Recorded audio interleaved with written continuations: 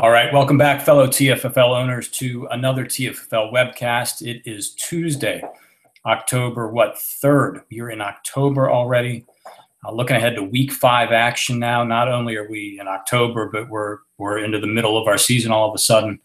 Got a lot to talk about, as always. Got a full agenda here. Great trivia question lined up. But first, let me introduce our panel, as always. Our commissioner and skipper of the Sponge Fishermen, Chief. Hi, Stick. Hey, everybody else. Jack's Giant Killers, Berto, welcome. Hey, Stick. No longer undefeated. No. Sadly. Yep, Lizards did their job. And unfortunately, still without a win, Hank and the K-Wheels. Thank you for joining us. Thank you. Happy to be here as always. Not happy with the season thus far. Better times ahead. Obviously, nowhere to go but up from here. Sure. We'll be talking about the K-Wheels. I was excited. You had a plan today. Maybe we'll hear about that plan. It's an exciting plan. A lot of anxious hours at the K-Wheels house in the last weekend. I was pissed off on Sunday watching Seattle's defense. I cannot believe that's the way I lose to Stick. It's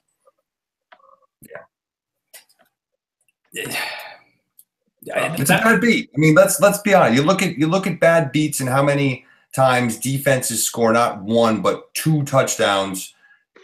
Which is what gives you the win. And we had a tie, which was bad enough that I was going to tie thanks to a freaking defensive touchdown. But then to have another one give me the loss is just stepping on my head. So my one win this season was on the strength of two defensive touchdowns. Yeah. And I'm not taking credit for a great performance, but yeah, you had 40 points. Yeah, I had 40 points. My team's. We're not scoring. We're not scoring. Terrible. I mean, yeah. Julio goes out. Terrible. Yeah, and a lot of teams in the TFFL aren't scoring very well right now. We'll talk a little bit about that. But first, as always, let's have our TFFL trivia question for you to mull over throughout the webcast. For those of you playing along at home, get ready to scribble down your answer. So again, we're going to talk about the 0-4 K-Wheels, and one of the questions that you start asking at this point is there any hope? Can the K-Wheels come back? Can any team come back and make the playoffs? Ultimately, win the Packed Bowl after this kind of a start? So I went back through every modern era Packed Bowl winner, all the way back to the K-Wheels in 1997. And what I want you to tell me is which Packed Bowl winner had the longest streak of losses to start the season. To start the season? The winner and the longest streak of losses. Yeah, it's a Packed Bowl winner. I'm looking for how bad was their consecutive losses to start the season. What is the most consecutive losses a Packed Bowl winner has started a season with? I'll give you a point for the correct franchise, and another point if you can tell me how many losses that Packed Bowl winner had.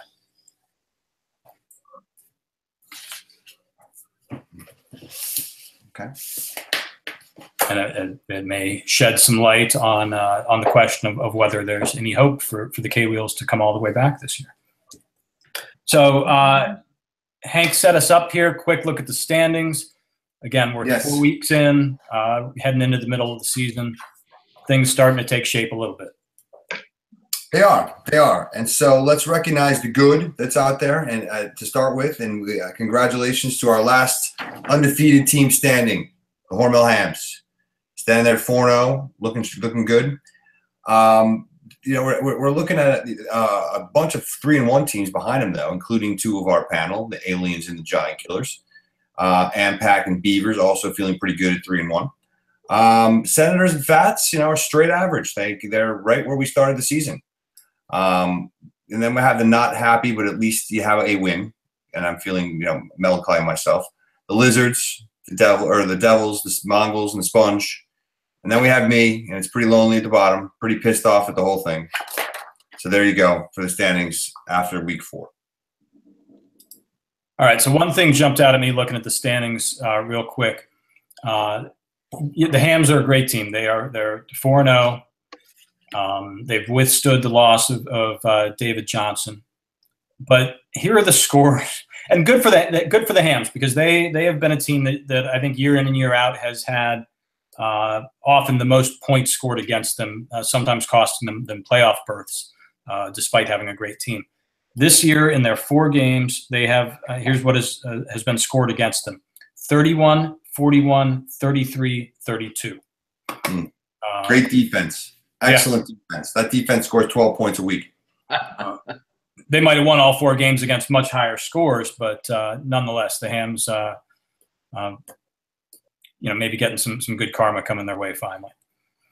All right, so let's jump into our roundtable conversation. We've teased it enough talking about the K-Wheels. Let's actually get into the conversation.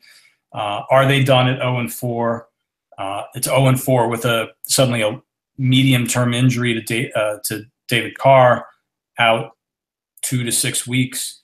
Are they done? Where did Hank go wrong this year? And I wanted to point out, this is a franchise that, this is a credit to Phil, has been a little bit on a roller coaster the last 6 years. Every time they start to dip, Hank goes out and finds Peyton Manning, just as he's taken off again in Denver. Peyton Manning retires, and Hank has one stumble and comes back with Carr, has a great year. Looks like he's stumbling again this year. So has he gone wrong? Is he going to be able to turn the ship around really quick? And the big question, Hank's got this reputation as a hesitant trader. Is that fair? Does he have to overcome that to get the K-Wheels back in the playoffs?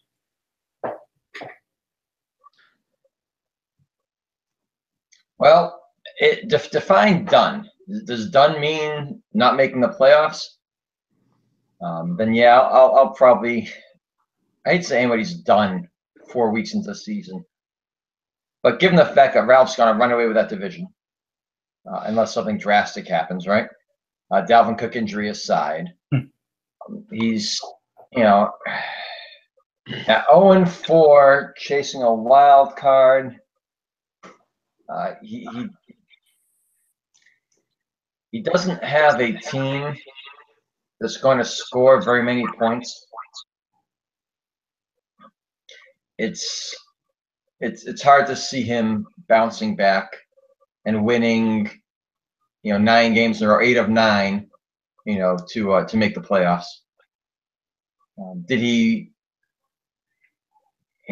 mess up somewhere along the line? I don't really think so.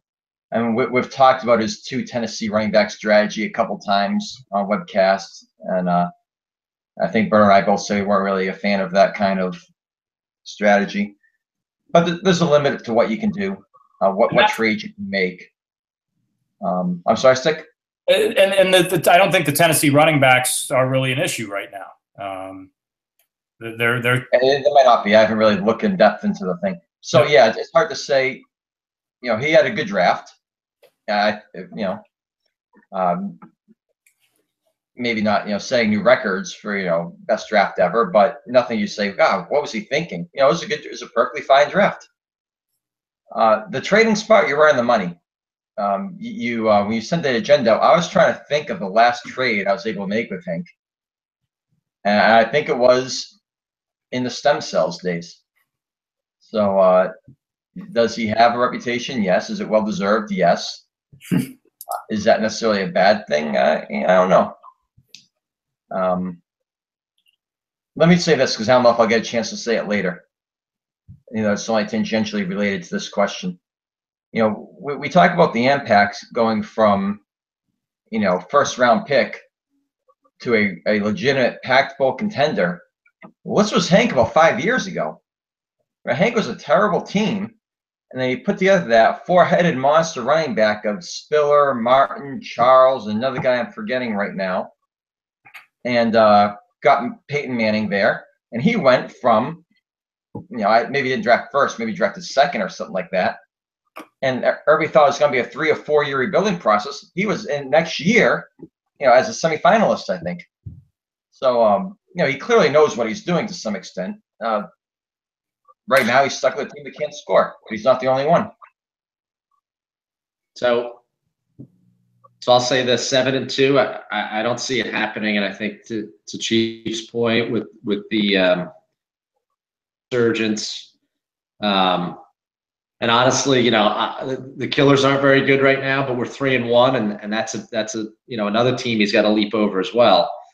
But in terms of trades, the one trade I did find, Phil did go out, and I looked over the last couple of years, that Carson Palmer deal to shore that up. So Carson Palmer and Michael Floyd for I think it was a second, right? Or it was a Sen second. He made another deal to get that Sen second. But there's the Wheels don't trade a lot, but that's fine. I think as long as you have a philosophy and you have a game plan and you stick to it, there's no issue with that. And that's, the K Wheels have opted to build via the draft. They usually have pretty solid drafts, and that's the way they've worked. Now they may have to, they may be unleashing some players here if they feel like they can't make it, or maybe give it another game and see what happens. But your other part of the question about whether it's Phil's, something that he did wrong. I mean, Julio's got no TDs. Right. Martin's been suspended. Derek Carr hasn't been great. So it's nothing that Phil did specifically. I mean, sure, the Murray-Henry thing, but everyone's running back group outside of the AMPAC, and even now that they have an issue with Dalvin Cook getting hurt, everyone has issues at running back. It's not, 11 of the 12 teams have big problems. So having those two guys, I don't think is a big deal. He's got the current guy and he's got the future guy. So. Yeah, I think Hank got a little unlucky with. Are we getting an echo here? Somebody's volume is. I blame Berto. Go ahead, Stick. Go ahead. I don't hear it. All right. I think you got a little unlucky when you had the number 2 pick, and you had to take Henry there. You had Murray. That was a pick you had to make there. He's a guy you're getting trade offers for. There, I think we all see him and see a great fantasy player in the making. But at the moment, you're sort of forced to, unless you can trade Murray or could have traded Murray, but he's been a stud for you. So I think you've just sort of gotten caught there, and then you did nothing wrong there. And Henry's going to be a great building block. Carr's now been banged up, in the playoffs last year when you had a great team. This year when you're trying to get off to a good start. That's unfortunate, and you have to question whether he's going to be a stable enough quarterback to be a keeper going forward. And Berto touched on this, and you and I have talked about it. Julio Jones is not scoring touchdowns. He's never been a huge touchdown scorer, but just isn't doing it at all this year. You add all these things up, and the bad luck of facing the Fats when they score 97 points, and you're 0-4.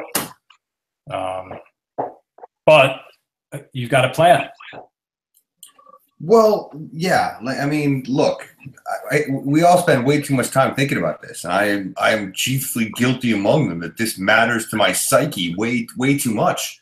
So yeah, I'm thinking about it, and yeah, it hurts me. And you guys outline a bunch of things, and I could sit here and say, going back to, would I rather not have Henry and DeMarco on the same team? Absolutely. There was a trade to get DeMarco to Tennessee, and they happened to have the pick that got Henry, and he was the second guy in the draft when I had the pick. I have to take him. Doug Martin, idiot, getting suspended. Julio is one of the best wide receivers, in the game. Anybody would want him, and that's what you trade for, is to get guys like him. So it makes no sense to trade him, even though he's not scoring right now. My plan is to try and mix things up a bit, and we'll see what happens. And since I have the first move this week that I can make, and I've already submitted it, I'm going to put Carr on IR. I'm going to put him away, and I'm going to take Deshaun Watson. I'm going to give him the keys, and he's going to start for the K-Wheels this week. And we're going to see how that goes. Julio's on a bye, so he's got a hip problem, no problem.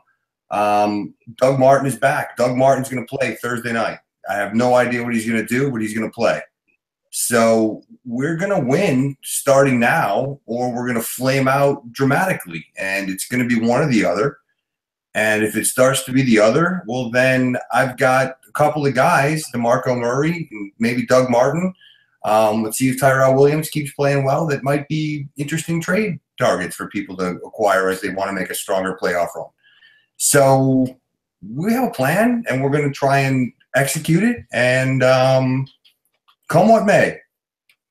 It's a small sample size, but Deshaun Watson looks like a very exciting player to have all of a sudden, right? Could be very exciting. Could be a great, transitional kind of player, like Cam Newton in one of those seasons. And who knows? He could become somebody that's really a fun guy to have leading the team. Mm-hmm. You also have Phillip Rivers, too, though, playing the Giants and the Raiders the next 2 weeks, which isn't a terrible option either. Yeah, the Giants game's in New York, which I don't love being there, and then them traveling. San Diego never travels east well. And I have Williams already. So, we'll see. But I think Watson had a giant game, and so maybe he had his best game of the season this past week when he was on the free agent wire. But that could be fun. And what the hell do I have to lose? I'm 0-4. Let's win a game. Let's have some fun with this. And that's the thinking I got right now. Looking forward to making some trades with you. I am very available. That happen? Let me tell you, I love the strategy. I love the fact that we have something extra to talk about tonight. I guess stick news, discussions, but I didn't see that coming, and I love it. I like the call. I think it's the right thing to do. I think Deshaun Watson's a little bit overrated right now. I mean, his first 3 games, he really didn't have great fantasy statistics, but you would think he was on the upswing. He certainly had a great game this past weekend. 57 points doesn't happen, to guys who aren't good. Geno Smith doesn't come and score 57 points against somebody. So, for that matter, Eli Manning doesn't score 57 points on somebody. So, I think it's a good move. Like you said, you have nothing to lose. And you might end up having 2 keeper quality quarterbacks, heading into the next draft season. If nothing else, like you say, it'll be fun. That's right. We're going to have some fun. So, look, I played, I think I got the Lizards this week, and I think they're very beatable, and I intend to beat them. And that will begin an uprising that ends with me beating the Giant Killers to, knock them out of the playoffs if the AMPAC are going to race to the division title, as we've said. So I look forward to that. And, but, like I said, what's going to happen? I'm going to score 39 points? Yeah, let's go. This is the Deshaun Watson strategy. We'll remember this. It's the one time future webcast. Yes, I discuss a fair pick on the broadcast. I'm giving you great insight into the war room and the discussions happening inside headquarters here, and I can do so only because nobody can trump me with this pick. So I'm happy to tell you, or you can find out, after the picks are made. But yeah, that pick is in. I have no other player I could put on IR. So Carr's the guy. He's going on IR. And I'm going to start Deshaun Watson this week. Well, there was a strategy a couple years ago. I remember I had 2 years ago with Fitzpatrick. So any team that was playing like the Saints defense or the Browns or whatever, so you could deploy the same strategy. Deshaun Watson's playing the Browns week 6. Yeah. Come up with another couple quarterbacks who were playing the Browns or whomever, the Patriots. You'd be in good shape. Could be. We're hey, look, there's moves to be made. I got a bunch of free agent picks that I will use and we'll experiment. Look, I do get accused of not trading a lot, and that's because I do like building through the draft, and I do, I've said before, I like my own guys, And so I don't always trade. But I think if you look back, especially in times when I've been good or making a run, I do go make a trade to get that extra guy. And oftentimes in seasons when I'm not making a run, I will trade away, a guy that I've had for a while, or, a guy that might, be able to offer some late season, some get up. So I may not make huge trades, all the time and moving lots of players, and I'm okay with that. But I do think that I do make some strategic trades that more often than I might be perceived to do. Do you get a lot of offers for the Senators? Yes, I get an enormous amount of offers from the Senators. It doesn't exclude you, even though you have the reputation. That's good to hear. This is correct. Okay. And I, oftentimes don't bother responding because they're so far off base that it's not worth it. And other times, we'll have a nice chat about it, and I'll explain to him that his offers are ridiculous. Right. I save all my offers that I get from the Senators. I was reading through some today. Yeah, I'll save that from Webcast. All right. Well, I mean, yeah. Look, nobody. No guest. Yeah, nobody wants to be 0-4, right? 0-4 sucks. It's the worst thing. We think about this league all year long. I told you, I obsess about all this way too much. And for it to be October 3rd and to be looking at the reality that it's going to take a lot for me to be relevant in the later part of the year, that sucks.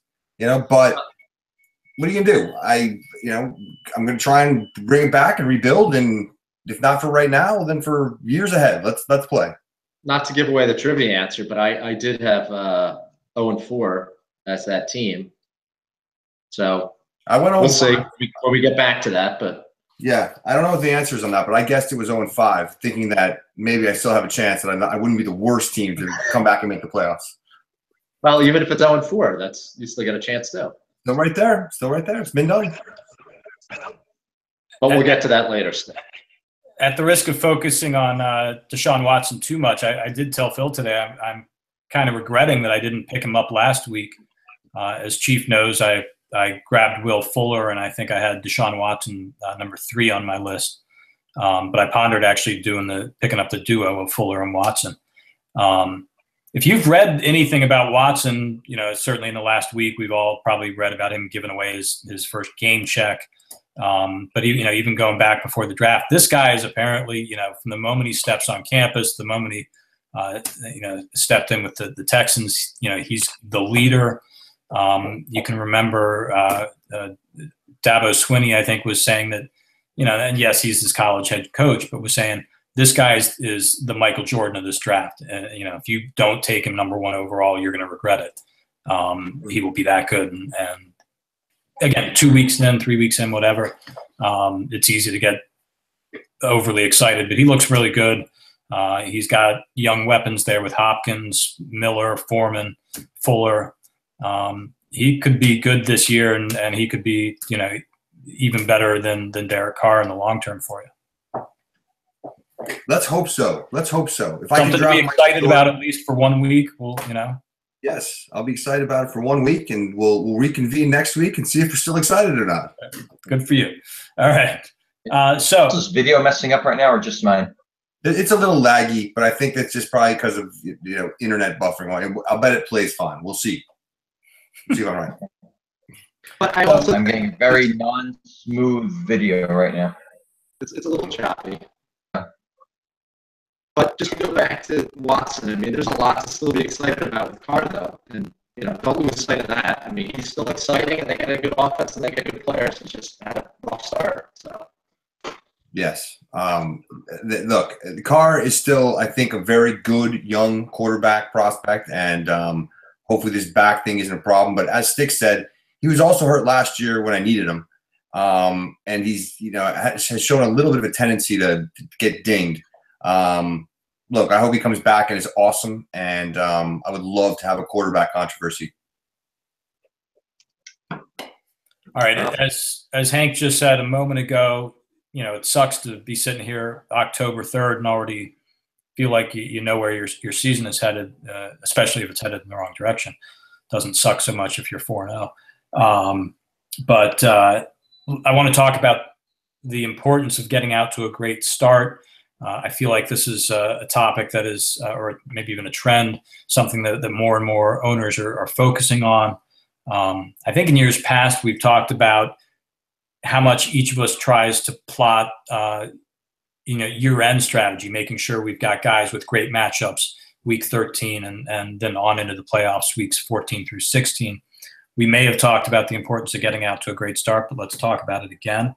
I want to hear how much you really focus on that, how much you look at matchups and early season strength of schedule. I don't want to dwell on Andrew Luck. That was sort of a surprise case, but you can see the damage that has done having a keeper, especially a quarterback, who isn't playing the first 4 weeks. Hank can talk about Doug Martin. He knew that was coming, and again, I don't know if there's anything you can do about it, but that's obviously a big blow coming into the season with a guy who's going to be out 4 weeks. I can remember Martavis Bryant being suspended on me 2 or 3 years ago for 8 weeks, and I that's too much. Tom Brady last year suspended for 4 weeks. You have to keep Tom Brady. Anyway, early season starts. How much do you look at matchups? How much might you consider, in future years, letting go of a guy who's simply not going to be there for you for 4 weeks? Well, it may not shock you to learn I give no extra attention to the early season matchups. I haven't had a good early season for about 4 years now. Intellectually, the games are worth the same. 13. And so whatever the distribution of wins and losses, it sucks losing, 3 of your first 4, 4 of your first 4, 3 of your first 5. But that's fine. It's the distribution of wins and losses. The downside is, you have that front-loaded division round robin, and then it's a psychological thing. Then if you get down to starting off, let's say, 3 up, 5 down, maybe you start making trades, and then you're kind of reducing your ability to win the second half of the schedule. So I try to be logical about the whole thing, and it's not working for me. I think, it's easy to say this year I had some certain circumstances, but frankly, the last 2 years have been terrible starts for me too. But I since we brought it up, I think last year on a webcast, I thought about it a few times, about changing that approach, but I don't see myself doing it. So I mean, you're always going to look at. I always look at later in the season. What the matchup's going to be after the season starts, because you have a feel for who's going to be bad or who's not going to be bad, what defenses look like. Exactly. What the Patriots are going to look like, what the Browns are going to look like, and then you start looking at weeks 6, 7, 8, 9 later. And if you really know you're going to make the playoffs, you're starting to plot out what the playoffs are going to look like, and potentially who do I have in week 14 and all that stuff. Holding onto your waivers, making sure you have something to spend at the end of the year. And actually, this year is different because if you make the playoffs, you can use it in the playoffs. So you got to factor that in.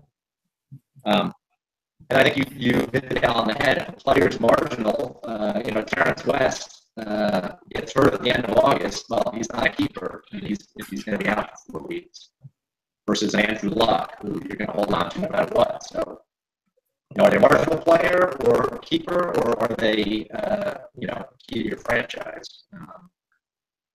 We're going to see how that comes out. I don't know if you guys are getting that, but Berto's, that video came through about as bad as I've seen, at least on my end. So we're going to see how that part came out.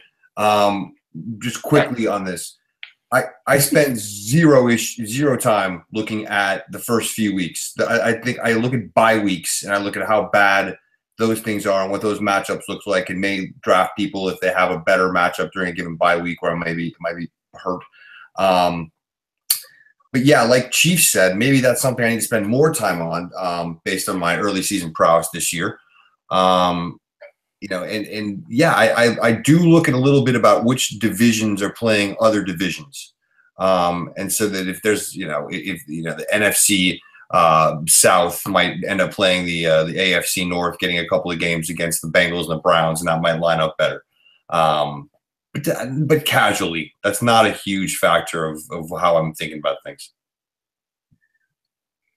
I think Chief hit on the big issue for me, which is the psychological factor here. And first off, the psychological cost. I'm sure Hank is feeling this now. I've been there. Chief is absolutely right. The Sponge have been there a lot recently. And I think Chief probably withstands it better than Phil and I do. But God, it sucks. And I don't want to put myself through that. The last few years, I have really tried to focus on getting out to a good start. As you know, for what little I might be able to do to control that, I have tried, because I don't want to be 0-4 or 1-3 or whatever the numbers are. And then if you really do still feel confident in your team, you don't make trades and whatever. It can compound itself if you do make trades.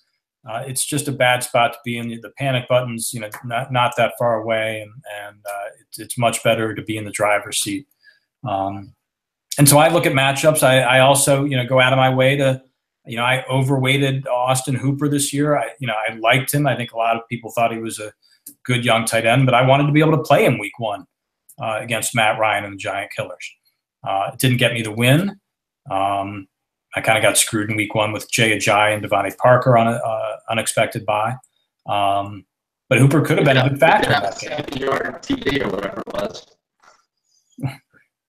Berto, you're coming very staticky for some reason. Yes. We're going to see how Berto's video comes through. Your video all of a sudden has gone very glitchy. The audio is worse. Yeah. I don't know. All right, continue. Another device in the room, Berto, or something that's throwing it off.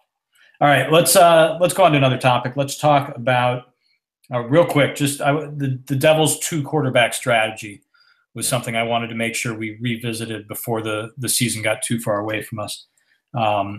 As a reminder, they kept both Kirk Cousins and Marcus Mariota. It's certainly worth noting that Mariota, who may play this week, I don't know if we have a definitive ruling on that yet, but he's banged up. Just at the totally wrong time. Kirk Cousins is on his bye this week. At some point, we'll do some sort of database search and go through all our keeper lists for the last 20 years and see how teams have done keeping 0 quarterbacks, keeping 2 quarterbacks. Devils. We could, though. I have the data. But so the Devils are now 1-3. I think it's fair to wonder whether either of these quarterbacks will shape up as a keeper heading into 2018 at this point. This may be an easy question to answer. What should the Devils have done heading into this season? Could they have traded one of these guys? Did they have better options? I don't know if they could have traded one of those guys. They certainly could have traded for a guy to knock one of them off the keeper list, though. So I think the thing the Devils could have done different, number one, is pay attention. I'm pretty high on Kirk Cousins. I think Kirk Cousins is a legitimately good NFL quarterback. I think Mariota is too, but he seems to definitely miss a quarter of the season every year. Or maybe it just feels that way. So, I don't know if you really want to put your eggs in that basket. The thing that might mess with Cousins, I think he's probably heading to the 49ers next year. So we'll see how that works out. So as far as the 2-keeper strategy, I don't think it's ever justifiable. I really don't. If you have, if it's 2006 and you have Peyton Manning and Tom Brady on your team, trade one. If it's 2006 or if it's 2014 and you have Josh McCown and Ryan Fitzpatrick on your team, trade for somebody else. I mean, it seems kind of elementary. So, I definitely think that was a missed opportunity for the Devils. But I think Cousins is a guy going forward, worth riding for a while. Let me argue the other way just for a second. I can see Chiefs arguments. I don't necessarily even disagree. But just to argue the other side, he's got, let's call it the 10th, 11th, 12th-ish best quarterbacks in the league with Cousins and Mariota. They're both good. Neither one of them is bona fide yet or is a sure thing Aaron Rodgers, Tom Brady, Drew Brees type player yet. Cousins maybe you think will be. Well, it's a matter of who you got. And if you look at who else Nick was keeping and what other options he had, I'm not saying that Cousins or Mariota, I don't think is a guy they could have traded either one of them in our league. I think most teams had their quarterback, wasn't going to offer much for either one of them. So you look at the talent level, and both Mariota and Cousins have maybe some upside that could shoot them up into the top 5 quarterback region, maybe. And so I think it's worth a lottery card to have both of them, over a third or fourth running back that isn't great, or a extra tight end or whatever it might be. So I don't fault Nick on this. And while Cousins probably is the better pro quarterback, Mariota is an interesting player that maybe will have some trade value. What do you want better? But yeah, go ahead. Do your thing. No, there was no trade market, so he had to hold them. I don't think that's a bad strategy. I do agree with Chief, with the exception of, there are exceptions, right? And I think this is one of them. But generally, holding 2 QBs is a bad strategy. But he wasn't going to get anyone for him, and he would have had to give up. Who was he going to get? A receiver in return that would have been better than either one of those quarterbacks. So in that case, that's one of those exceptions where I think it made sense. But generally, I agree it's a bad strategy to keep 2 QBs. But in this case, I think it was okay. You don't think he could have gotten a keeper-worthy running back or wide receiver for a moderate draft pick? Third, Right. 4th rounder? Yeah, that's just not Nick's game generally, and Then you got to let one of them go. Then you let Cousins or Mariota go for nothing. I think whoever they would have gotten, Mariota or Cousins, is probably better than that wide receiver that they would have gotten. I don't know. I've obviously kept 2 quarterbacks in the past. I didn't mind Nick doing this so much. My concern now is that I don't at the moment. It's only 4 weeks into the year, but it's shaping up that neither one of these guys could be really a keeper-worthy guy heading into 2018. Mariota, I think to this point is as bad or worse than Derek Carr in terms of injuries year after year after year. Can you really say he's going to be your one and only keeper quarterback? Cousins is a fine NFL quarterback. I very much like him, but if he goes to San Francisco throwing to Garcon and nobody else, I'm not so sure that's a great situation for him. Again, at best, he's a 12th-ish ranked quarterback. We'll talk more about the Devils perhaps as the year goes on. But there's not a lot on this roster right now to get too excited about for 2018. And if neither one of those quarterbacks is a strong guy at the top of your lineup, they could be in real trouble. Just to put a bow on this, okay? In the week leading up to the draft, Devontae Adams, Jonathan Stewart, Garrett Blunt, DeAndre Hopkins, Jordy Nelson, T.Y. Hilton all changed teams.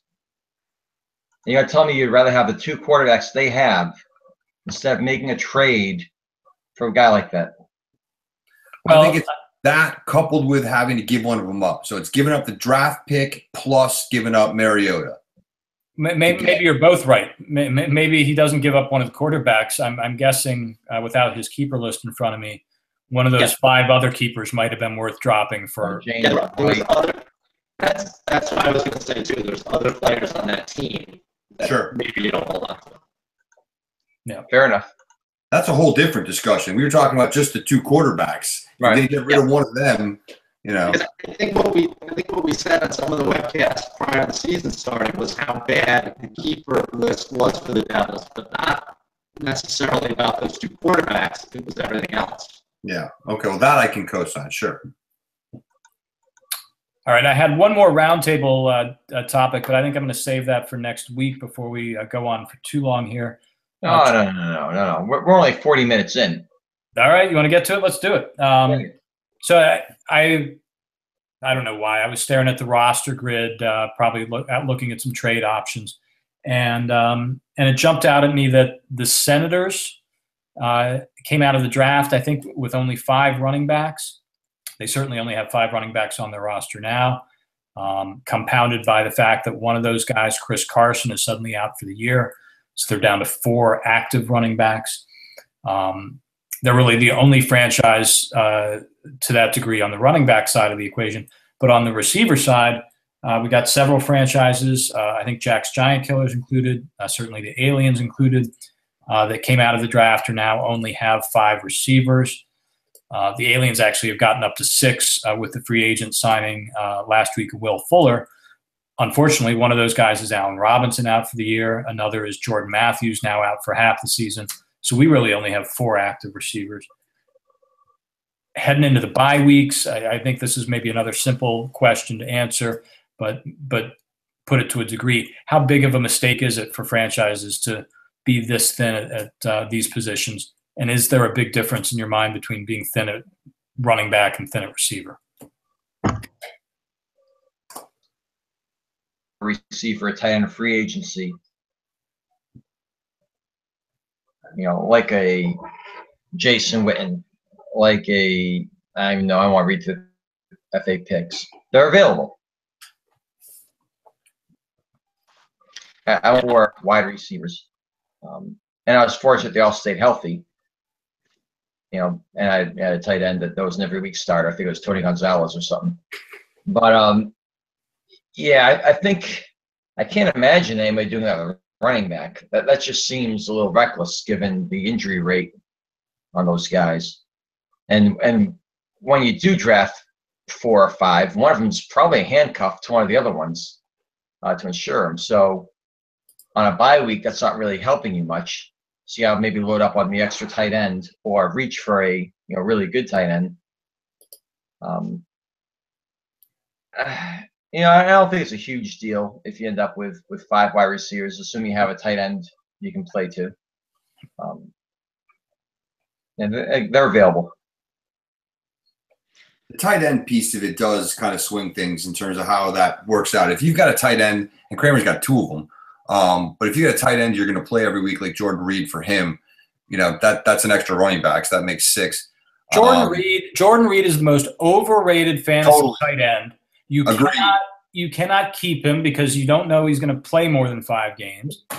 He looked bad last night too. He looked to be cringing every time he was about to get hit. Yeah, you might have wanted to play him because he was going to be active, but he did nothing. He was in there for like 20 snaps and was useless. Been lucky for Kramer, he's got Kyle Rudolph, who's playable. And Kyle Rudolph's been playing pretty well. Yeah. So you can drop him in as a running back or receiver. Look, Kramer's problem is he's got now an injury to Carson, which is a blow because he was looking good. Yep. And he's got not a lot of depth, and as bye weeks hit, he's going to have some problems. And he's also then got to face the fact that Berto totally swindled him by having him draft Mixon. So he's got that issue as well.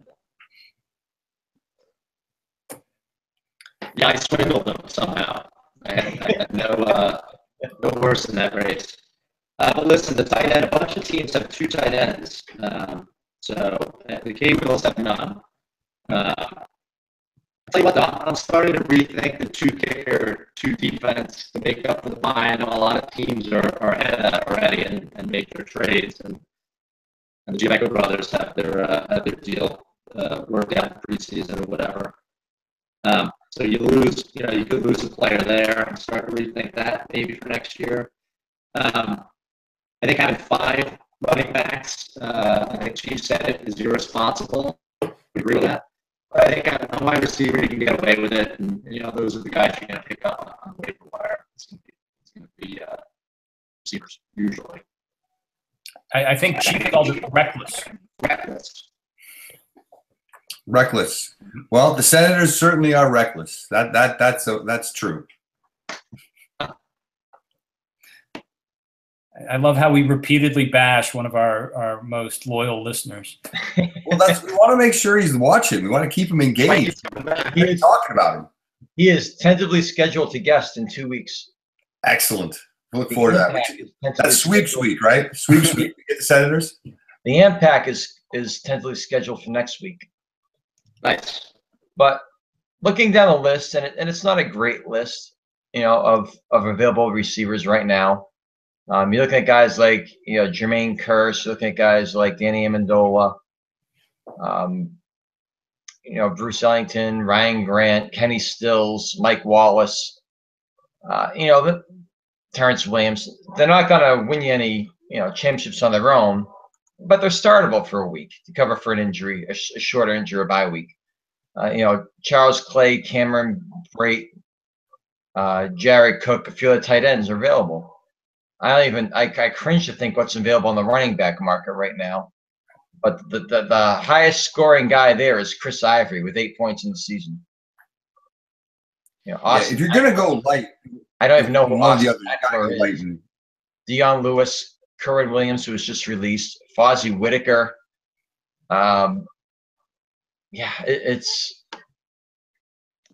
That's trade time. You can't even solve your running back issues by free agency. That's the reality with running backs. You can't solve your running back problems with free agency right now. Yep. Okay, good. I'm glad we got that topic in. The Senators have essentially 4 active running backs. Aliens have 4 active receivers. Tight ends, can play a role there. But as we head into bye weeks, I think those 2 franchises and a couple others who are very thin at receiver are going to have to be making some moves, whether those are consistent free agent moves or some trades. But as Berto hinted at, there's a lot of franchises that are going to need to be trading for defenses and kickers. So I think we're sorry for the commissioner having to track all this stuff. Probably going to see a lot of transactions the next 5-6 weeks here. All right, so let me hand it over to our commissioner. Let's tee up the schedule for Week 5 action. Let's start looking ahead. Give us a game of the week to talk about. Take it away. Great. We have the Sponge hosting the Mongols, Dirt Devils at the Senators, Bats visiting the Giant Killers, Lizards at K-Wheels, Aliens at Packers. And the game of the week, which seems a no-brainer right now, is the Beavers at the Hams. 3-1 versus 4-0, leading their Southern Conference divisions. Beavers have really had or maybe it's just a recency bias. They seem really able to score a lot of points out there. I did the rolling average report, and they were near the top, as was the Hams. I don't know if bragging rights is a thing in the TFFL between, the Beavers and the Hams. So I don't want to say it's important to any long-term psychological health or anything else. I don't know how well the lineups are set in this game here. In fact, they're actually well set. Are they? Well, go ahead and someone else talk about them because I'm not looking at them quite yet. I still have last week's up on my screen. I think the big issue is that Breeze is on bye. A lot of bye issues for the Hormel Hams this week, actually. Yep. A lot of bye issues, but certainly Breeze is the biggest. Then you have CJ Anderson out. Actually got Tevin Coleman out. Yeah, you got a bunch of issues there. So the Beavers not as hit by the buys. I think their only big player is Demarius Thomas is out, and Rob Kelly as well, if he was going to be healthy. He played a little bit last night. Certainly, Breeze not playing is the biggest factor. But Flacco is going against Oakland, so maybe he can put up. I don't trust Flacco against anybody. Yeah, true. But if you're going to play somebody playing Oakland, it's not a bad alternative. Yeah, the Beavers franchise looks good right now. Rodgers, Le'Veon Bell starting to pick it up. Lamar Miller's been productive. They've got, for the most part, an intact lineup. some decent matchups. The Beavers look like the favorite this week. And if they win, so that gets the Beavers to 4-1. The Hams fall to 4-1. Two strong teams in the South shaping up as their respective division leaders. And the Beavers are marked as 11-point favorites, and that's only penciling 16 for Aaron Rodgers, which seems awfully low going to Dallas. So, yeah, I kind of agree that they are and probably should be favored here. The Hams look to be starting both Packer receivers, which is good. They might get 3 touchdowns between them on a good day, but you still don't like to see. I don't like to see 2 starting receivers on the same team, even one as good as the Packers. Well, going against Aaron Rodgers, though, is not a terrible thing in the opposing lineup. So, yeah, I've never been a fan of that, but yeah, you're right. In reality, unless Martellus Bennett or one of the running backs has a big day, it's. But then I'll leave it there. Okay, you ready for a trivia answer? Yeah. All right. So what I was asking for was the Pac Bowl champion that survived the longest losing streak to start their campaign. I've got 4 for the Killers. I've got 5 for the Devils, 3 for the Killers and Stem Cells. You're all wrong. No. All wrong. This is actually very interesting, I think. So we've had 20 modern era Pac Bowls. Only 6 of those 20 Pac Bowl winners started their season with a losing streak of any degree, even one game. So 14 of those 20 came out and won their first game. The longest losing streak to start a year for a Pac Bowl champion is 2 games. The Devils, twice, 0-2 to start the 2001 season. Devils again 0-2 to start the 2008 season. That is it. Nobody has ever gone 0-3 or worse and gone on to win a Pac Bowl. Till now. Hank gets a point then. I got the Devils. I'm sorry. My bad. Absolutely. Point for Hank. Well, yeah. Wait, this is a very big deal.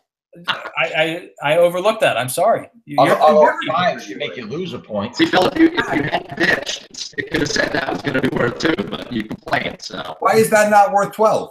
1 and 12, right? No, but that does big things though. That changes things entirely. It in fact ties me for the lead with Chief in the overall trivia standings now. Chief and I both have 3 points. Berto has 2. And the guest has 1. Hey, that's big time. I haven't had one right since July 26th. Big comeback. Big comeback. Huge. All right, so we're going to have guests the next 2 weeks. We're going to have, you said Ralph and then Kramer? They have expressed their interest and said they will be on. That is a strong lineup, Chief. Well done. I was trying to get someone on today, but I couldn't find someone with a gap in their schedule for today. And I didn't want to put Thorny up there with Hank already being in a bad mood. Yeah. No, Thorny and me right now, no, that'd be bad. That'd be bad. All right. Chief, while you've got the floor, a couple reminders as always, I'm sure, and any rants if you care. I'm kind of excited. We have I don't think it's because I'm a Patriots fan, but it seems like Patriots Bucks are a pretty good Thursday night game as far as that goes. So get them in your lineup if you have them. I expect Danny Amendola would have been a pretty big target in FAIR if they were playing on Sunday, but maybe not now if they're on the Thursday night game. A lot of teams need help. A lot of teams need some dependability. I mean, the 4 of us, and you throw in the Lizards, and you throw in the Mongols, and the Devils, and we just can't score. We cannot, break 50 with any kind of consistency. It's a sad state of affairs. 40 for 3 of us here today. Although I would be 4-0 playing the Giant Killers every week. That brings me comfort. But yeah, something's got to change. So I don't have any rants other than my team once again. You know, and it's funny because I'm like, before I was like, previous years, I'm like trying to do everything I can to get a win. I'm furious. I'm trying to put a lot of thought into my lineups and make it. No, I've just kind of resigned. And this is my year. Fuck it. I've kind of come back to Jesus in the last 24 hours or so. But yeah, Stick, you said earlier, and I've said it before, and Hank said before, man, it's just the fun gets sucked out of the league when you're halfway through the season and you know you're not making the playoffs. You know, or you know, barring a miracle, you know, you're not making the playoffs. I'm going to raise a miracle. Here come the K-Wheels. Get ready. Get ready. New look K-Wheels. Yes. Yeah. And the Lizards this week, you know, maybe this is the week. This is the week. We're going to get things. We're going to get off the schneid and get things headed the right direction. And I'm coming for Berto. I'm going to knock you out. Going like a 2-game winning streak. Yep. I wish you good luck.